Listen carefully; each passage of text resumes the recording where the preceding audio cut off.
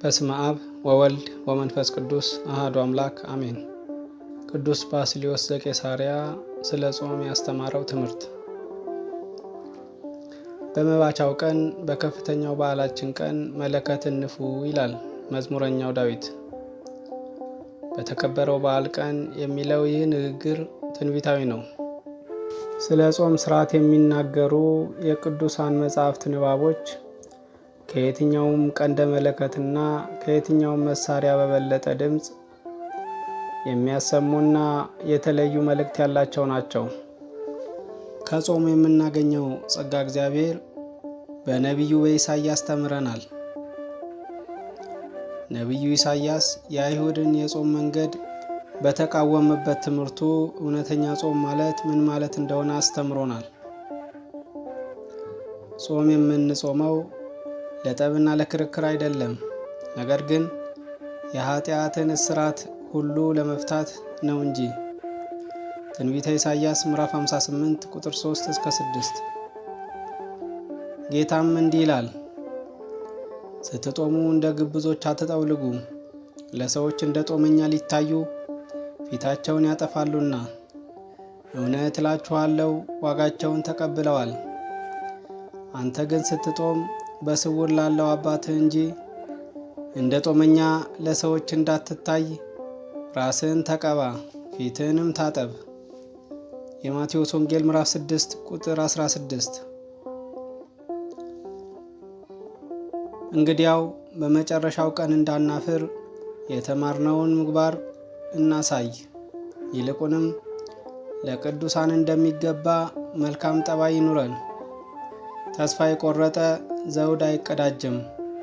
ማንም የሚሸማቀቅ ቢኖር ደግሞ የድል ዋንጫን አያመጣም። በምትፈወስበት ወቅት ላይ ሆነ አትበሳጭ። ነፍስህ ጤነኛ በመሆኗ አለመደሰት ጤነኝነት አይደለም። ስለ አመጋገብ ለውጥ አትጨነቅ። ለነፍስ እንክብካቤ ከማድረግ ይልቅ በጨጓራህ ደስታ አመለካከትህን ታዛባለህና። ጥጋብ ለሆድ ደስታን ያመጣልና ጾም ግን ለነፍስ ይጠቅማል። አይዞህ፣ ሐኪሙ ኃጢአትን የሚያጠፋ መድኃኒት ሰጥቶሃልና። በሕፃናት አንጀት ውስጥ የሚራቡ ትሎች በጣም ከባድ በሆኑ መድኃኒቶች እንደሚጠፉ ሁሉ መድኃኒት የሆነው ጾምም እንዲሁ ወደ ነፍስ ሲገባ በውስጡ ተደብቆ የሚገኘውን ኃጢአትን ይገድላልና። ራስህን ተቀባ፣ ፊትህንም ታጠብ ይላል። እነዚህ አረፍተ ነገሮች ወደ ምስጢራት እንድንቀርብ የተደረጉ ጥሪዎች ናቸው። የተቀባ ሰው የተለየ ነው፣ የታጠበውም ሰው ደግሞ ንጹሕ ይሆናል። ይህንን ማዘዣ በውስጣዊ አባላቶቻችን ላይ እንተግብራቸው። ነፍሳችን ከኃጢአት ንጹሕ እናድርጋት። ራሳችንን በተቀደሰ ዘይት ተቀብተን የክርስቶስ ተካፋዮች እንሆን ዘንድ ጾማችን በዚህ መልኩ እንጀምር። እንደ መናፍቃን ፊትህን አትለውጥ። ፊትን መለወጥ ማለት ውስጣዊ ስሜትን ለመደበቅ ሲባል በይስሙላ ውጫዊ ገጽታን ማሳመር ሲሞከርና ከመጋረጃ በስተጀርባ እንዳለ በውሸት ሲሸሸግ ነው። ፊትን መለወጥ ማለት ባሪያ ሆኖ ሳለ ብዙ ጊዜ እንደ ጌታው ሆኖ እንደሚጫወት፣ ዜጋ ሆኖ ሳለ ደግሞ እንደ ንጉሥ እንደሚጫወት የቲያትር ባለሙያ የሌላን ሰው ማንነት መስሎ መቅረብ ነው። እንደዚሁም በዚህ በማስመሰል ሕይወት ውስጥ ያሉ ሁሉ በአንዳንድ መድረኮች ላይ እንደሚታየው ሰዎች ሕልውናቸውን እንደ ቲያትር በማድረግ በልቦናቸው ያለውን ነገር እያስተናገዱ ነገር ግን በውጫዊ ገጽታቸው ለሰዎች ሌላ ሆነው ይታያሉ። ስለዚህ ፊትህን አትለውጥ አለ። ምንም ይሁን ምን እውነተኛ ማንነትህን ይዘህ ቅረብ። ጨካኝ በመምሰል የሚገኘውን ክብር በመፈለግ ራስህን ወደ ጨካኝ ሰው አትለውጥ። በጎ ስራችሁን እንደ ጥሩምባ እየነፋችሁ ብትውሉ ምንም አይነት መንፈሳዊ ጥቅም የለምና ጾማችሁንም እወቁልኝ በማለታችሁ የሚገኝ ምንም ትርፍ የለም። ለውጫዊ ማሳያ ወይም ለሰዎች እንዲታዩ የሚደረጉ ነገሮች ለመንፈሳዊ ማንነታችን ምንም ፍሬ አያፈሩም፣ ነገር ግን በሰው ምስጋና ይቀራሉ እንጂ። ስለዚህ ይህንን ከግንዛቤ ውስጥ በማስገባት ወደ ጾም ስጦታ በደስታ ሩጡ። ጾም የማያረጅ የማይለወጥ ነገር ግን የሚታደስና የሚለመልም ከጥንት ጀምሮ የነበረ ስጦታ ነው።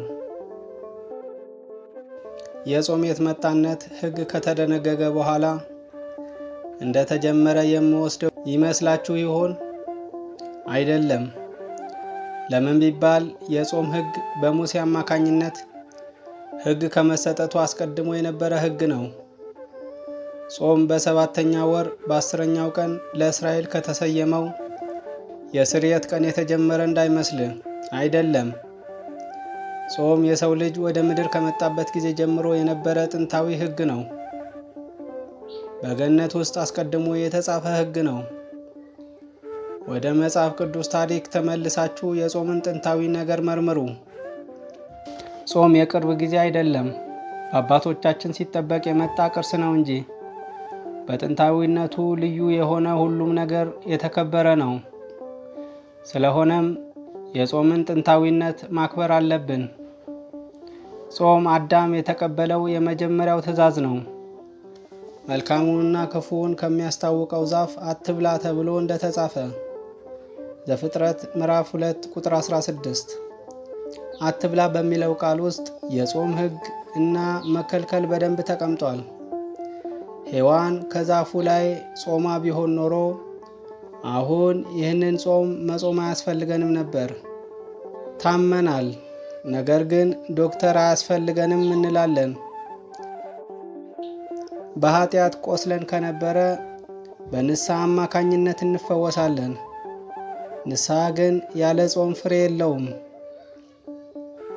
አዳም የመጀመሪያውን ሕግ በማፍረሱ ምክንያት ምድር የተረገመች ትሁን፣ እሾህና ሚኬላ ታብቅል በማለት በቅንጦት ሳይሆን በመከራ እንዲኖር ታዘዘ። ስለዚህ ጾምን በመጾም እግዚአብሔርን መካስ ግድ ሆነ ማለት ነው። ስለሆነም በገነት ውስጥ የነበረው ሕይወት የጾም ምሳሌ ነው። እንደ ሰው ብቻ ሳይሆን እንደ መላእክት መኖር ነውና። ማለትም ከጊዜያት በኋላ የተፈለሰፉት የሰው ልጅ ብልሃቶች ወይን መጠጣት፣ እንስሳት ማረድ ወይም የሰውን አእምሮ ግራ የሚያጋቡ ነገሮች በገነት ውስጥ በሚኖሩ ሰዎች ዘንድ አልነበሩም። የሰው ልጅ በጾም ምክንያት ከገነት ወደቀ። እንግዲህ ይህን ለመመለስ ጾምን መጾም ግድ ሆነ። አልዓዛር በጾም ወደ ገነት እንዴት እንደገባ አታይምን? የሔዋንን አለመታዘዝ ለመምሰል አትሞክር።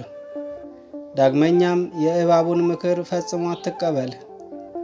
እሱም ለሥጋ የተጨነቀ ይመስል ለመብል ገፋፍቷቸዋልና።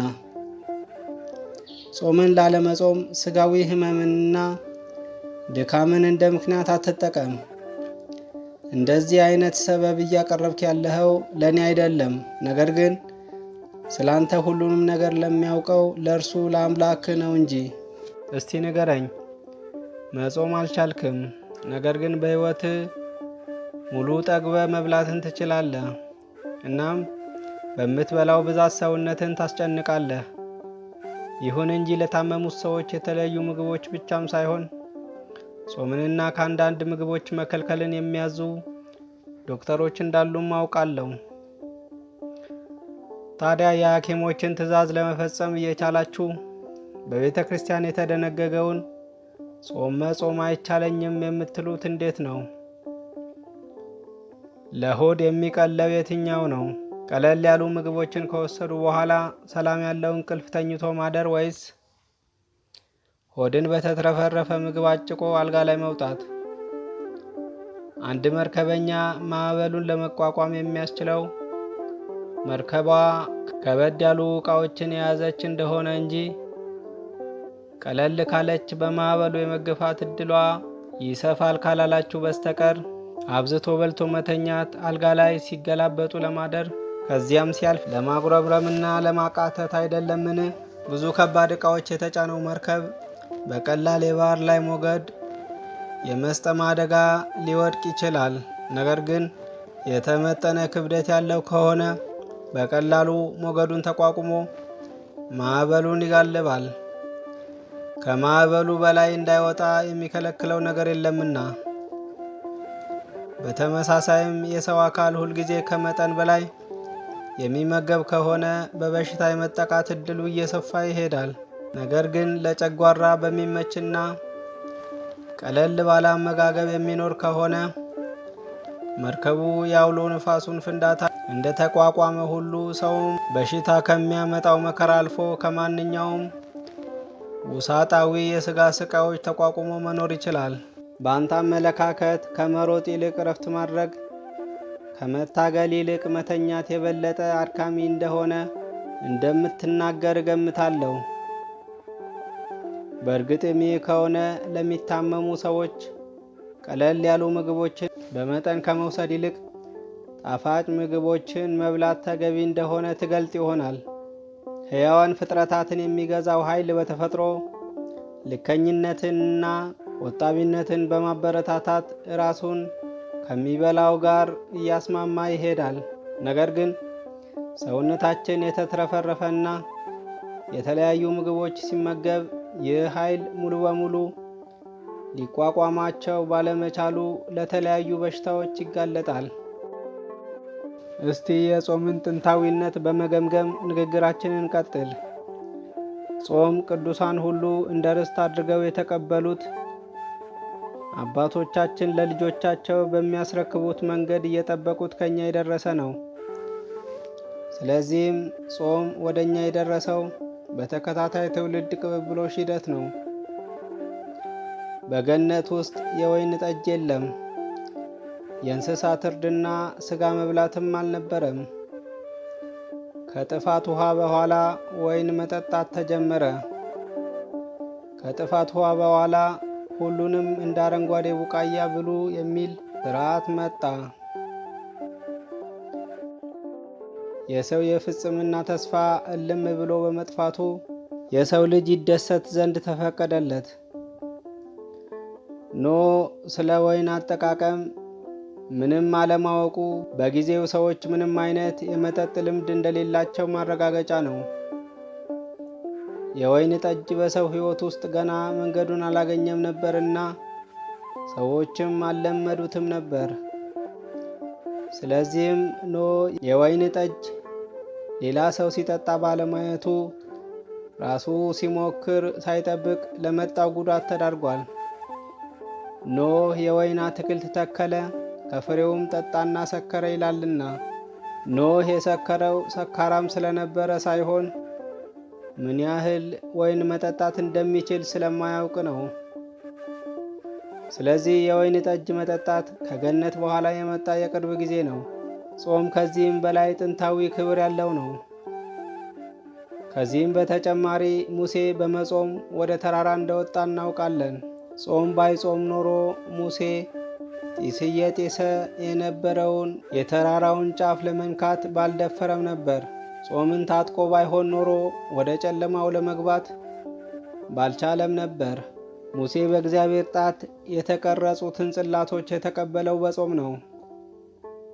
ከተራራው ላይ ጾም ሙሴን ከሕግ ቦታ ደረሰችው። ከተራራው ግርጌ ደግሞ ሆዳምነት ወደ ጣዖት አምልኮ እብደት አመራ። ሕዝቡም ሊበሉ ሊጠጡ ተቀመጡ፣ ሊዘፍኑም ተነሱ ተብሎ እንደተጻፈ የእግዚአብሔር አገልጋይ የሆነው ሙሴ በጾምና በጸሎት እግዚአብሔርን የጠበቀባቸው 40 ቀናት በአንድ ጊዜ መጠጥ ከንቱ ሆነዋልና። ነቢዩ ሙሴ የሰከሩ ሰዎች ከእግዚአብሔር ሕግን ይቀበሉ ዘንድ እንደማይገባቸው አስቧልና በእግዚአብሔር ጣት የተቀረጹት ጽላቶች በስካር ምክንያት ተሰበሩ። እግዚአብሔር በሚያስደንቅ ታምራት ከግብፅ ያወጣቸው፣ ባህር ከፍሎ ያሻገራቸው፣ በደመና የመራቸው፣ መና ያዘነመላቸው፣ ያስተማራቸው እነዛ ሰዎች በአንድ ቅጽበት በሆዳምነት ምክንያት በግብፃውያን ጣዖት እብደት ውስጥ በግንባር ቀደምትነት ተሰልፈው ተገኙ። ጾም ሰውን እንዴት ወደ እግዚአብሔር እንደሚያቀርብና ክፉ ምኞት እንዴት የመዳን መንገድን እንደሚያበላሽ በማየት እንግዲህ እነዚህን ሁለት እውነታዎች አነጻጽር። አንዴ ወደ ልቅነት ከወረድክ የጥፋት መንገድ ላይ ነህ ማለት ነው። ኤሳውን ያስናቀው እና የወንድሙ ባሪያ ያደረገው ምንድን ነው? የብኩርና መብቱን እንዲሸጥ የሆነው አንድ ጊዜ ለሚመገባት ምግብ ሲል አይደለምን? በሌላ በኩል ደግሞ የሳሙኤል እናት ልጅ እንድታገኝ ያስቻላት ጾምና ጸሎት አይደለምን? ኃያሉ ሶምሶን የማይበገር አሸናፊ እንዲሆን ያደረገው ምንድን ነው ብለህ ጠይቅ። በእናቱ ማኅፀን ሳለ የተፈጸመለት ጾም አይደለምን? መልአኩም የሶምሶንን እናት ጾም እንድትጾም እንዲህ ሲል አሳሰባት። አሁንም ተጠንቀቂ፣ የወይን ጠጅ ወይም የሚያሰክር ነገር አትጠጪ በማለት ሲያስረዳት እናነባለን። ሶምሶንን ጾም ወለደችው፣ ጾም አጠባችው፣ ጾም ወደ ሰውነት አሳደገችው። ጾም ነቢያትን ወልዳለች፣ ለኃያላንም ኃይልና ብርታት ትሆናቸዋለች። ጾም ሕግ አውጪዎችን ጠቢባን ታደርጋለች። ጾም ለነፍስ ጥሩ ጠበቃ፣ ለሥጋ ቋሚ ጓደኛ፣ ለጀግኖች መሳሪያቸው፣ ለአትሌቶች ጂምናዚየም ናት። ጾም ከፈተናዎች ትከላከላለች፣ እግዚአብሔርን ወደ መምሰል ታቀርባለች። የንቃተ ሕሊና ጓደኛ፣ የንጽሕና ሁሉ መሠረት ናት። ጾም ናዝራዊውን ይቀድሰዋል፣ ካህኑንም ፍጹም ያደርገዋል። በዚህ ዘመን ያለ ጾም የቅድስና ሥራዎችን ምስጢራትን መፈጸም አይቻልም። ጾም ኤልያስን ያንን ታላቅ ራእይ እንዲመለከት አደረገችው። 40 ቀንም በጾም ነፍሱን ካነጻ በኋላ በኮሬብ ዋሻ ውስጥ ሰው በሚችለው መጠን እግዚአብሔርን ያይ ዘንድ ተሰጠው። በጾም ከሞት ማምለጥ እንደሚቻል ያሳይ ዘንድ የመበለቲቱን ልጅ ከሞት መለሰላት። ከጾመኛው ከኤልያስ አፍ የወጣው ድምፅ ሰማያትን ስለ አመፀኞች 3 ዓመት ከ6 ወር ለጎመ። አንገተ ደንዳናውና ያልተገራውን የወገኑን ልብ ለማለስለስ ከወገኖቹ ጋር አብሮ በችግር ላይ ራሱን መኮንን መርጧልና። ስለሆነም ኤልያስ ሕያው እግዚአብሔርን ከአፌ ቃል በቀር በምድር ላይ ውሃ አይኖርም አለ። ሕዝቡንም በረሃብ ምክንያት ጾምን እንዲጾሙ አደረገ። ይህ የተንደላቀቀ ኑሯቸው ያመጣውን ክፉ አስተሳሰብ ለማረም የተደረገ ነበር። ኤልሳ ምን አይነት ሰው ነበር? ሱናማዊቷ ሴት ስታስተናግደው ምን ያህል ደስ ይለው ነበር? እሱ ራሱ ነቢያትን እንዴት አድርጎ ተቀበለ? በአረንጓዴ ቅጠላ ቅጠሎች እና በትንሽ ዱቄት እንግዳ የመቀበልን ግዴታ አልተወጣምን? በዚያ ጊዜ ዱቄቱ በተመረዘው የምንቸት ወጥ ውስጥ ተጨምሮ በመጀመሪያ የቀመሱት ሰዎች ሕይወት አደጋ ላይ ወድቆ ነበር። ነገር ግን መርዛማው ነገር በጾም ምክንያት ጠፍቷልና አልተጎዱም። አሚያንተስ የሚባል ንጥረ ነገር አለ። ተፈጥሮው የማይቀጣጠል ነው። በእሳት ነበልባል ውስጥ ሲገባ እንደ ከሰል የሚያብረቀርቅ፣ ነገር ግን ከእሳቱ ውስጥ ሲወጣ ደማቅና በውሃ ሲታጠብ ንጹሕ ሆኖ የሚገኝ ነው። አሚያንተስ ስለ ጾማቸው ምክንያት ንጹሐን ሆነው የተገኙት በባቢሎን የነበሩት የሦስቱ ወጣቶች ሰውነትን ምሳሌ ነው። በእሳት እቶን ውስጥ ተፈጥሯቸውን እንደ ወርቅ በማድረግ በእሳት የማይበገሩ ሆነው ተገኝተዋልና እንዲያውም ከወርቅ የበለጠ ብርቶች መሆናቸውን አስመስክረዋል። እሳቱ አላቀለጣቸውም፣ ነገር ግን ምንም ሳይነካቸው ተገኙ። ምንም ነገር ሊቋቋመው የማይችለውና በናፍጣ በሬንጅ እና በጭራሮ እየተቀጣጠለ እስከ 49 ክንድ ወደ አየር እየተስፈነጠረ ያገኘውን ሁሉ የሚበላው ያ የእሳት ወላፈን ብዙ ከለዳውያንን በልቷል። ጾም ታጥቀው ወደዚያ የእሳት ላንቃ ውስጥ የገቡት ወጣቶች ልዩና ከባድ ቢሆንም በባዶ እግራቸው ረገጡት። እሳቱ ጸጉራቸውን እንኳን ሊነካቸው አልደፈረም። ምክንያቱም ጾምን ታጥቀው ነበርና። እጅግ የተወደደ ሰው ዳንኤል ለ3 ሳምንታት እንጀራ ሳይበላ ውሃም ሳይጠጣ ወደ ጉድጓድ በወረደ ጊዜ ለአንበሶች እንኳን ጾምን አስተማረ። አንበሶቹ ከድንጋይ ከነሐስ ወይም ከሌላ ባዕድ ነገር የተፈጠረ ይመስል ጥርሳቸውን ወደ ዳንኤል መስደድ አልቻሉም። ስለዚህም ጾም ብረት ወደ ውሃ ውስጥ እንደ መንከር የሰውን አካል አጠንክሮ ለአንበሶች እንኳን የማይበገር ያደርጋልና በቅዱሱ ላይ አፋቸውን እንኳን አልከፈቱም። ጾም የእሳት ኃይል አጥፍቶ የአንበሶቹን አፍ ዘጋ።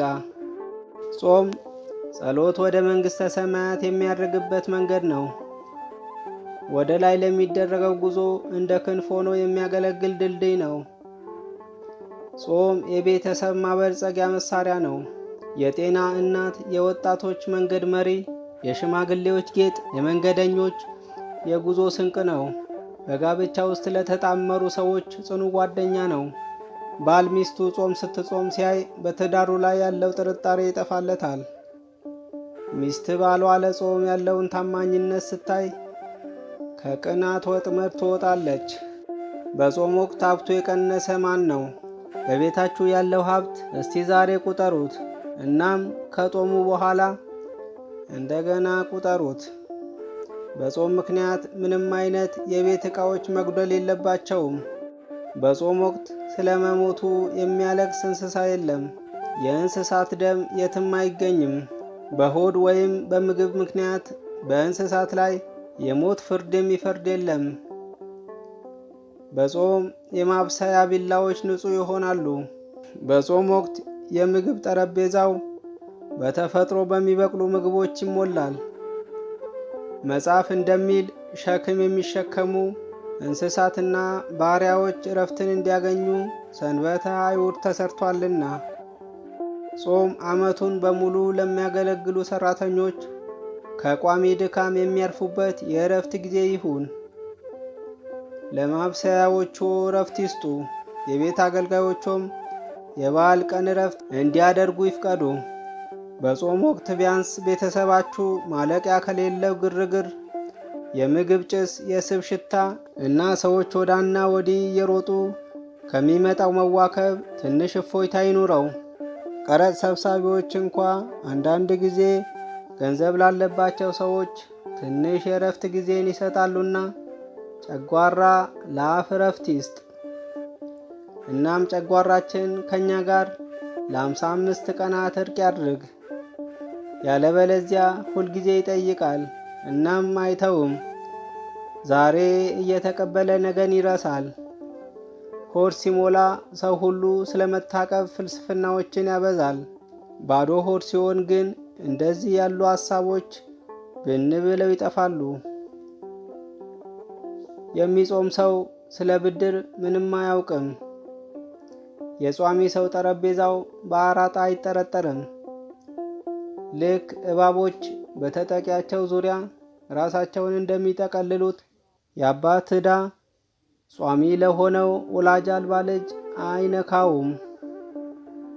በሌላ መንገድ ደግሞ ጾም የደስታ አጋጣሚ ነው።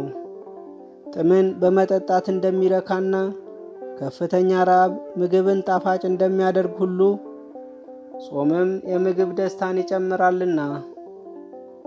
ምክንያቱም ጾም በምግብ ፍጆታ ውስጥ ጣልቃ በመግባትና የማያቋርጠውን ራስን የማስደሰትን ተግባር በማቋረጥ ምግብን ለርሶ የማይፈለግ ጓደኛ እስኪመስል ድረስ ያደርሰዋል። ስለዚህ ምግብን በአምሮት ለመመገብ ከፈለግህ ከጾም የሚመጣውን ለውጥ ተቀበል። ደስታ የሕይወት ዓላማ መደሰት ነው እንደሚሉት እንደ ኤዶኒዝም ከሆነ በከባድ የአባካኝነት ሱስ ምክንያት ሳታውቀው የምግብ ደስታን አሰልቺ ታደርገዋለህ። ምንም ነገር አስፈላጊ የሚሆነው በማያቋርጥ ደስታ ውስጥ የሚኖር ከሆነ ብቻ ነው የሚባለው አስተሳሰብ ትክክል አይደለም። በታላቅ ጉጉት የምንደሰትባቸው አልፎ አልፎ በየመንገዳችን ላይ የሚከሰቱ ነገሮች ናቸው። ስለዚህ የፈጠረን እርሱ አኗኗራችንን በመለዋወጥ በስጦታዎች ደስ እንድንሰኝ አድርጎናል።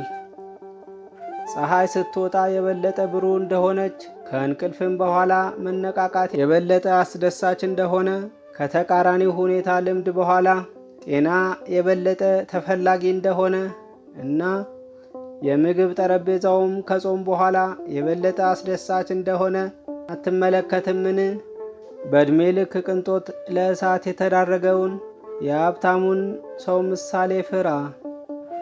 የተወገዘው ፍትሕ በማጉደሉ ሳይሆን በትዕቢት አኗኗሩ ነው። በዚህ ምክንያት በገሃነም እቶን እሳት ውስጥ ይሰቃያል። አሁን ያንን እሳት ለማጥፋት ውሃ ያስፈልጋል። ጾም የሚጠቅመው ለሚመጣው ሕይወት ብቻ ሳይሆን ይልቁንም ለሥጋ ለራሱ ይጠቅማል። ባለጸጋው ጠብታው ውሃን እንደናፈቀው እንዳትሆኑ ከዘለፋው ውሃ አሁኑኑ ተጠንቀቁ። ማንም በውሃ ሰክሮ አያውቅም። ከመጠን በላይ ውሃ በመጠጣት ራሱን የታመመ ማንም የለም። ውሃ ብቻ የሚጠጣ ማንም ሰው የሌላ ሰው ድጋፍ አስፈልጎት አያውቅም። ውሃ በመጠጣቱ እግሩን ወይም እጁን አልታዘዝ ያለው ሰው አይተን አናውቅም። የምግብ በአግባቡ አለመፈጨት በጣፋጭ ምግቦች ውስጥ የተጠመዱት ውሾችን እንኳ ሳይቀር በከባድ የአካል መታወክ ይጥላቸዋል። የጿሚ ሰው መልክ የተከበረ ነው። ፊቱ በጾም ያጌጠ ነው። እይታው በትኩረት ነው። አካሄዱ ረጋ ያለ ነው። ፊቱ በሐሳቦች የተሞላ ነው። ልክ በሌለው መፍለቅለቅ ያላጌጠ ነው። ንግግሩ ልከኛ ነው። ልቡም ንጹሕ ነው። እስቲ በየዘመናቱ የተነሱትን ቅዱሳንን አስቧቸው። ዓለም ያልተገባቸው የበግና የፍየል ሌጦ ለብሰው ይቅበዘበዙ ነበር። ከነሱ በረከት ለማግኘት ከፈለጋችሁ አኗኗራቸውን ምሰሉ። አልዓዛርን በአብርሃም እቅፍ ያሰፈረው ምንድን ነው? ጾም አልነበረምን? የመጥምቁ ዮሐንስ ሕይወት ሙሉ በሙሉ የጾም ሕይወት ነበር። አልጋ፣ ጠረጴዛ፣ የሚታረስ መሬት፣ ማረሻ በሬ፣ ስንዴ፣ ኩሬ ወይም ሌላ ምግብን የሚመለከት ነገር አልነበረውም። በዚህ ምክንያት ከሴቶች ከተወለዱ መካከል ከመጥምቁ ዮሐንስ የሚበልጥ አልተነሳም ተብሎለታል። ከዚህ በተጨማሪም ጾም ጳውሎስን ወደ ሦስተኛው ሰማይ ድረስ አውጥታዋለች። ከላይ የተናገርነው ሁሉ ሲሰበሰብ ጌታችን ስለኛ በጾም ተወስኖ ለዲያብሎስ ጥቃት ተገዝቶ በፈተናዎች መካከል ልናደርገው የሚገባንን ተጋድሎ በመጾም ራሳችንን እንድናሰለጥንና ድል እንድናደርግ አስተምሮናል። በረሃብ ለሰው ድካም ባይገዛ ኖሮ ከአምላክነቱ ከፍታ የተነሳ ዲያብሎስ የማይደርስበት ነበርና፣ ነገር ግን ስለተነሳው ሰውነቱ እውነተኛ ተፈጥሮ ማረጋገጫ ለመስጠት ሲል ወደ መንግሥተ ሰማያት ከማድረጉ በፊት ምግብን ቀመሰ። እርሶ ራስዎን ከማደለብ ወይም በምግብ ቁንጣን ከመያዝ ማረፍ አይፈልጉም አይደል? መልካምና ሕይወት ሰጪ ትምህርቶችን በማጣት አእምሮ በምግብ እጥረት እንዲባክን እየፈቀዱ ነው? ወይስ በጦርነት ጊዜ አንድ ወገን የሚዋጋውን ለሌላው መሸነፍ እንደሚዳርግ ከሥጋ ጋር የሚታገል ደግሞ መንፈስን እንዲገዛ ከመንፈስ ጋር የሚስማማ ግን ሥጋውን እንዲገዛ እንደሚያደርግ አታውቅምን? ስለዚህ ሥጋና መንፈስ እርስ በርሳቸው ይቀዋወማሉና አእምሯችሁን ለማጽናት ከፈለጋችሁ ሥጋችሁንም በጾም ግዙት። ውጫዊ ሰውነታችን ባስገዛነው መጠን የውስጣዊ ሰውነታችን ይታደሳል በማለት ሐዋርያው ተናግሯልና፣ ስደክም ያን ጊዜ ኃይለኛ ነኝና እንዲል። በምድር የምትጾመው ጾም ለዛ ዝግጅት እንደሆነ ተረድተ በመንግሥተ ሰማያት ላለው መኖሪያ ምኞት የለህምን? በቀላሉ የሚበላሹትን እነዚያን ምግቦች መናቅ አትፈልግምን? ከልክ በላይ በመጥገብህ የሚያሰቃየውን ትል ለራስህ እንደምታደልብ አታውቅምን? በታላቅ ድግሶችና ምኞቶች ውስጥ መንፈሳዊ ስጦታን ለማግኘት ሊያስብ የሚችል ማን ነው? ሙሴ ሁለተኛውን ሕግ ለመቀበል ሁለተኛ ጾም አስፈልጎታል። እንስሳቱ ሁሉ ከነነዌ ሰዎች ጋር ባይጾሙ ኖሮ የነነዌ ሰዎች ከጥፋት ዛቻ አያመልጡም ነበር። በበረሃው የወደቀው ሬሳ የማን ነው? ሥጋ ለመብላት የጠየቁት ሰዎች አልነበሩምን? ከዓለት የፈለቀው ውሃና ከሰማይ የወረደው መና ባገኙ ጊዜ ግብፃውያንን አሸንፈው በባህር ተሻገሩ። በየነገዳቸውም አንድም ደካማ አልነበረም። ነገር ግን የሥጋ ምኞታቸውን አስታውሰው በሐሳባቸው ወደ ግብፅ በተመለሱ ጊዜ የተስፋይቱን ምድር ሳያዩ ቀርተዋልና። እነዚህን ምሳሌዎች አይታ አትፈራምን? ስለ እነሱ ሆዳምነት ከሚመኟቸው መልካም ነገሮች አግሏቸዋልና በዚህ አትደነግጥምን? ነፍሱን በጾም ባያበራ ኖሮ ጠቢቡ ዳንኤል እንኳን ራእይ አይመለከትም ነበር። ልክ ጥቅጥቁ ደመና የፀሐይን ብርሃን እንደሚሸፍን ሁሉ ከበለጸጉ ምግቦች የሚወጡ አንዳንድ ወፍራም ትነቶች መንፈስ ቅዱስ ወደ አእምሮአችን ውስጥ እንዳይገባ ይከለክላሉ። ነቢዩ የመላእክት እንጀራ ሰው በላ እንዳለው ለመላእክት እንኳን የሚገባው ምግብ ቢኖር እንጀራ ብቻ ነው እንጂ ሥጋ ወይም ወይን ወይም ለሆዳቸው ያደሩ ሰዎች በመቅናት የሚፈልጉት አይነት ያለ ምግብ አይደለም። ጾም የአጋንንት መውጊያ መሳሪያ ነው። ይህ አይነት ከጾምና ከጸሎት በቀር በምንም ሊወጣ አይችልምና እንዳለ። የጾም ጥቅሞች ብዙ ሲሆኑ ጥጋብ ግን የዝሙት መጀመሪያ ነው። ምቾት፣ ስካር፣ ሁሉም የበለጸጉ ምግቦች የጸባይ ለውጥን፣ ለሌሎች ማናቸውንም አይነት ክፋት የተሞሉ ፍላጎቶች ያመጣሉ። ስለዚህ በነፍስ ውስጥ በተፈጠረው ብስጭት ምክንያት ሰዎች እንዳልተገራ ፈረስ ራሳቸውን ለማስደሰት ብቻ የሚኖሩ ሴሰኞች ይሆናሉ። ስካር ሴትን በወንድ ወንድን በሴት ውስጥ ጤነኛ ያልሆነ የወሲብ ፍላጎት እንዲያሳድሩ ያነሳሳል። ጾም በትዳር ጓደኛሞች መካከል ልከኝነትን ያስተምራል እና በተፈቀደ የግብረ ሥጋ ግንኙነት ውስጥም ቢሆን ግለኝነትን በማስወገድ ባለትዳሮች ራሳቸውን ለጸሎት እንዲሰጡ በጋራ ስምምነት መታቀብን ይፈጥራል። ስለሆነም ከመጾም የሚገኘውን ጥቅም ከምግብ ከመከልከል አንጻር ብቻ እንዳትረዳው። እውነተኛው ጾም ከርኩሰት መራቅን ያካትታልና። ጾም የኃጢአትን ሸክም ሁሉ ያስወግዳል። ባልንጀራህ ያደረሰብህን መከራ ሁሉ ሳትመለከት ይቅር በለው፣ ዕዳውንም በምሕረት አቅልልለት። በጾም ወቅት ምግብ ከመብላት እስከ ምሽት ድረስ ትጠብቃለህ። ነገር ግን ቀንህን በሕግ ፍርድ ቤቶች ታባክናለህ። ጾም ከጠብና ከእውከት ነፃ መሆን አለበት። ሥጋ አትበላም፣ ነገር ግን ወንድምህን ትበላለህ። ከወይን ጠጅ ትቆጠባለህ፣ ነገር ግን ሌሎች ከመስደብ ራስህን አትከለክልም። በወይን ጠጅ ሳይሆን በነገር የሰከሩ ወዮላቸው። ቁጣ እንደ ወይን ጠጅ እብድ የሚያደርግ የነፍስ ስካር ነው። ሐዘንም የማሰብ ችሎታን የሚገድብ የስካር አይነት ነው።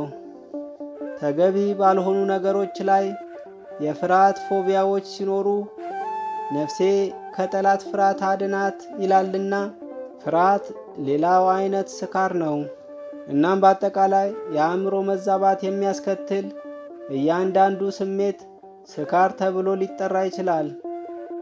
እስቲ በቁጣ የነደደ አንድ ሰው ሲጸልይ እንኳን ምን ያህል በስሜት እንደሚሰክር አስብ። እሱ ራሱን አይቆጣጠርም፣ ማንነቱንም አያውቅም፣ በዙሪያው ያሉትንም አያውቅም። እሱ ሁሉንም ያጠቃል እና ልክ እንደ ሌሊት ጦረኛ ከሁሉም ጋር ይጋጫል። በግዴለሽነት ይናገራል፣ ራሱን መግታት አይችልም፣ ይንገጫገጫል። በቡጢ ይማታል፣ ያስፈራራል፣ ይሳደባል፣ ይጮሃል እና አጸያፊ ነገሮችን ይናገራል። ወይን በመጠጣት የሚመጣውን ስካር በማቆም በሕይወታችሁ እንደዚህ አይነት ስካርን ማስወገድ ይገባችኋል። ስካር ወደ ልክስክስነት ይመራል፣ ከጾምም ይገድባል። ውሃ ብቻ በሚጠጣባቸው በጾም ጊዜያት ከመጠን በላይ አልኮል መጠጦችን በመውሰድ አታሳልፍ። ስካር ብቻ ወደ ጾም እንድታዘነብል አይክፋ። በመጎምጀትም ሆነ ለምግብ ለመጠጥ በማድላትና መጥፎ ምግባርን ይዞ ጽድቅን ገንዘብ ማድረግ አይቻልም። የጾም መንገዷ የተለየ ነውና። አንድ አትሌት ከውድድሩ በፊት እንደሚሰለጥን ሁሉ አንድ ጾም ለመጾም የሚያስብ ሰው እንዲሁ መታቀብን መለማመድ ይኖርበታል። የጾም ቀናት ሲመጡ ጾም ከመቀበል ከ5 ቀን በፊት ስካርን የመሰሉ ስጋዊ ልምዶችን አቁም። ከአቅም በላይ ከጠጣ በሚቀጥለው ቀን ራስ ምታት ይይዝሃል። ድንዛዜ፣ ማዞር የመሰሉ ነገሮች ያገኙሃል። ለማይመች መጥፎ ሽታ ትጋለጣለህ። በስካር ሰዓት ሁሉም ነገር በዙሪያው የሚሽከረከርና ያልተረጋጋ ይመስልሃል። ስካር የሞት ወንድም የሆነውን እንቅልፍ ብቻ ሳይሆን ሕልም የሚመስል አለመረጋጋትን ያመጣልና ማንንም እንደምታገኝ ማወቅ። በዚህ ሁሉ መልካም ሥራ ማንን እንደምታገኝ ማወቅ ትፈልጋለህ? እሱ ይሄን ቃል ገብቶልናል። እኔና አባቴ ወደ እርሱ እንመጣለን፣ በእርሱም ዘንድ መኖሪያ እናደርጋለን ይላልና። ለምንድን ነው በስካር ወይም በመሳሳት መንገድ ላይ ሆነ መምህሩ ወደ አንተ ሕይወት እንዳይገባ የምትከለክለው? ጠላት ዲያብሎስ ምሽግን እንዲይዝ ለምን ታበረታታለህ? ስካር ጌታን እንድትቀበል አያደርግህም። ያንተ ስካር መንፈስ ቅዱስ ካንተ እንዲርቅ ያደርጋል እንጂ። ጢስ ንቦችን እንደሚያባርር ሁሉ ስካርም መንፈሳዊ ስጦታዎችን፣ ጸጋዎችን ካንተ ያባርራቸዋል። ጾም የከተማ ጌጣጌጥ፣ የገበያ ቦታ መረጋጋት፣ የቤት ውስጥ ሰላም፣ የንብረት ዋስትና ነው። የጾም ክብሩን ማየት ትፈልጋለህን? ዛሬ ነገን በክብሩ ሊመስል ይችላል። እናም ነገ ለዛሬ የሚጨምረው ምንም አይነት ደስታ የለምና ጸልያችሁ ይህን ምሽት ከነገ ምሽት ጋር አወዳድሩት። ከተማዋ ከግርግር ከጫጫታ ወደ ጥልቅ ጸጥታ ስትለወጥ ታያላችሁ። ለዚህ ዓመት የጾም ወቅት ያደረሰን ጌታ መጪውን ጊዜያችን እንዲባርክልን የተማርነውን በተግባር እንድናውል ይረዳን ዘንድ መልካም ፈቃዱ ይሁንልን። ያስተማረን የመከረን የገሰጸን የቅዱስ ባስልዮስ አምላካችን ቅዱስ እግዚአብሔር ስሙ የተመሰገነ ይሁን። ወስብሐት ለእግዚአብሔር ወለወላዲቱ ድንግል ወለመስቀሉ ክቡር አሜን።